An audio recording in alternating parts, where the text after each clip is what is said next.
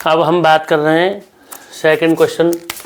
Exercise 6.3 चल रही है हमारी, एक्सरसाइज चल रही है हमारी 6.3 और हम बात कर रहे हैं यहाँ पर सेकंड क्वेश्चन की।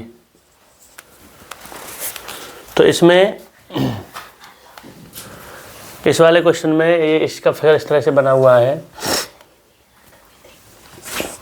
ये मैंने आपके पहले का 5th क्वेश्चन और 6th क्वेश्चन छोड़ दिया है, आप उसे एक बार ट्राई करना आज की वीडियो में। मतलब आप जब इनको सॉल्व करने बैठो तो उसे देखना निकाल के, और फिर मैं कल की वीडियो में इन दोनों क्वेश्चनों को बता दूंगा।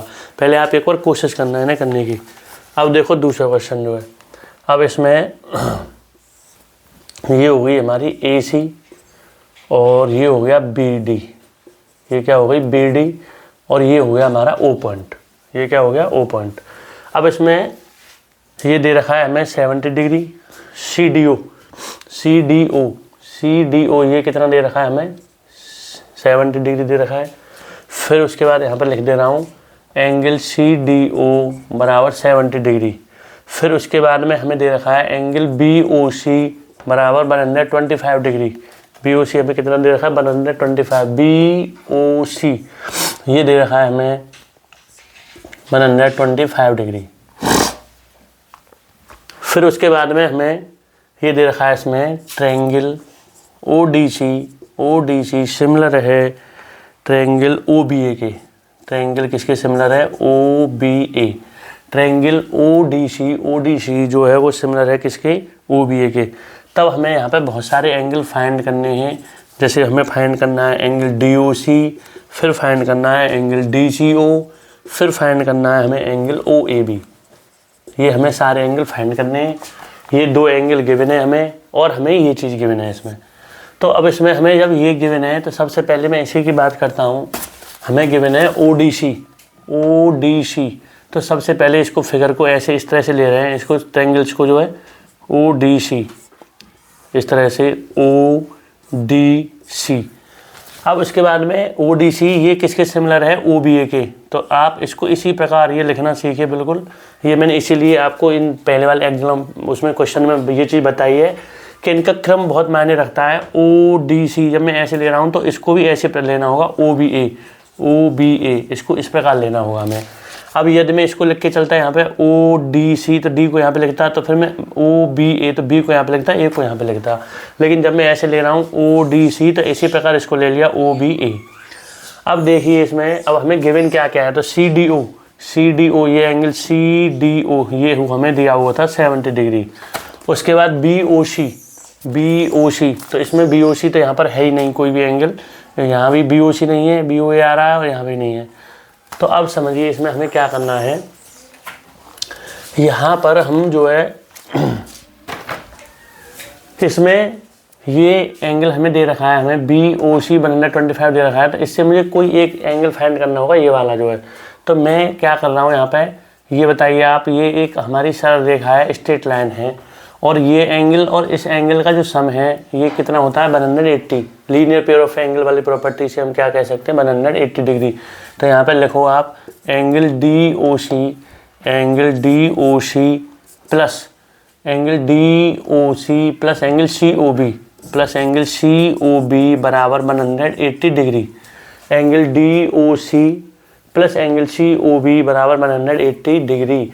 अब एंगल DOC हमें फाइंड करना है, तो इसको ऐसे उतार लिया। पीछे लिख दे रहा हूँ linear angle property, linear pair of angles. अगर एक ही स्ट्रेट लाइन पर 2 एंगल बन रहे हैं तो इनका सम हमेशा 180 डिग्री होता है हम, और इसको कहते हैं लीनियर पेयर ऑफ एंगल्स। अब इसमें एंगल DOC प्लस अब COB ये हमें दे रखा है 125 डिग्री। ये कितना दे रखा है हमें 125 डिग्री। इक्वल ये हो गया हमारा 180 डिग्री। तो एंगल DOC बराबर 180 डिग्री माइनस के 125 डिग्री। तो ये बचा 5 और ये बचा हमारा 55 डिग्री एंगल आ गया DOC। तो DOC एंगल हमारे पास ये कितना आ गया हमारा 55 डिग्री। ये कितना आ गया 55 डिग्री। यहाँ पे बन रखा है DOC एंगल कितना आ गया 55 डिग्री। अब इसमें ये DOC 55 डिग्री आ गया। तो अब हमें पूछा क्या है, तो सबसे पहले तो DOC एंगल पूछा था हमसे, तो DOC तो हो गया 55 डिग्री, ये एंगल एक तो आ गया DOC। अब हमसे पूछा है DCO ये पूछा जा रहा है। तो DCO पूछा जा रहा है तो इसको हम ऐसे निकाल लेंगे, इन तीनों एंगलों का सम 180 होता है, तो इसको निकाल दीजिए यहाँ से। तो एंगल DCO मतलब ऐसे कर लीजिए आप, एंगल DCO बराबर 180 डिग्री माइनस इस ये फाइंड करना है, ये दोनों हमें गिवन है, तो इन दोनों को 180 में से मैंने ये दोनों सब्ट्रैक्ट कर दिए, क्योंकि तीनों एंगलों का सम 180 होता है। तो ये हो गया 180 माइनस 70 डिग्री प्लस के 55 डिग्री, तो ये हो गया हमारा 180 डिग्री माइनस ये 5, ये 125 डिग्री, तो ये भी 5 बचा यहाँ पे, और यहाँ भी बचा हमारे पास कितना, 8 में से 3 गया तो 55 डिग्री, ये भी इतना ही आ रहा है। यह एंगल भी इतना ही आ रहा है हमारा, यानी कि इसका मतलब DCO एंगल हमारे पास आ गया 55 डिग्री, तो DCO भी कितना आ गया 55 डिग्री। अब हमें लाना है OAB फाइंड करना है। तो OAB फाइंड करना है तो OAB ऐसे आ जाएगा, जब ये दोनों सिमिलर ट्रायंगल हैं तो इसके करस्पॉन्डिंग एंगल आपस में कैसे होंगे, बराबर होंगे। तो जो एंगल DCO है वही एंगल इसके बराबर होगा। भाई जब ये दोनों करस्पॉन्डिंग एंगल, तो ये एंगल इसके इक्वल होता है, ये एंगल इसके इक्वल होगा और ये एंगल इसके इक्वल होगा, क्योंकि दोनों सिमिलर ट्रायंगल है। तो अब हमें DCO में निकाल चुका हूँ और मुझे ये फाइंड करना है OAB। तो OAB ये वाला एंगल है मेरे पास, और ये DCO ये निकाल चुका हूँ, तो ये एंगल इसके इक्वल होगा करस्पॉन्डिंग से। तो यहाँ पे ये हो जाएगा हमारा OAB बराबर OAB इक्वल, ये एंगल हो जाएगा हमारा किसके, एंगल OCD के, या DCO कह सकते हैं, OCD कह सकते हैं, इसके बराबर हो जाएगा। तो ये हो जाएगा एंगल DCO कह दो या OCD कह दो, आप OCD कह दे रहे हैं यहाँ पे, OCD।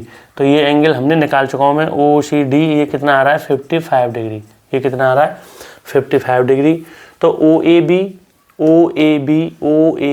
ये एंगल जो है ये इसके बराबर होगा OCD के, बिकॉज क्योंकि ये दोनों सिमिलर ट्रायंगल हैं, तो सिमिलर ट्रायंगल करस्पॉन्डिंग एंगल आपस में इक्वल होते हैं। तो ये यहाँ से आ गया, तो एक एंगल ये आ गया, एक ये आ गया, ये तीनों हमें फाइंड करने थे। ये DOC आ गया हमारा 55 डिग्री, इसको मैंने निकाल लिया लीनियर इसकी प्रॉपर्टी से जो है। फिर उसके बाद में हमें ये तीसरा एंगल फाइंड करना था DCO, ये हमें दोनों गिवन है। तो ये 180 तीनों का सम 180 होता है, तो फिर मैंने इन दोनों को 180 में से सब्ट्रैक्ट कर दिया, तो ये तब ये एंगल आ गया।